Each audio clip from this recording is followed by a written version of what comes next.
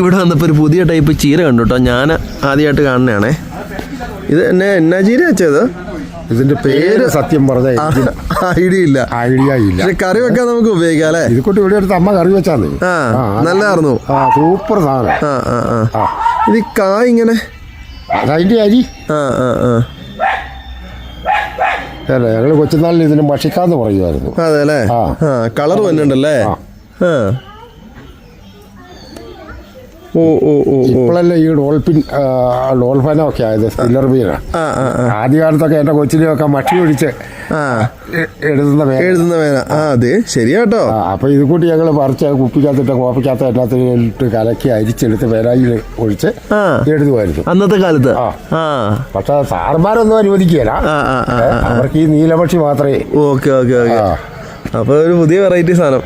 പുതിയ വെറൈറ്റി അല്ല, ഉണ്ടാകുന്നതാണ്. പക്ഷെ ഞാൻ ആദ്യമായിട്ട് കാണണേ. ദേ കൈ ശരിക്കും ദേ കളറായിട്ടോ, നല്ല കളറുണ്ട് കേട്ടോ.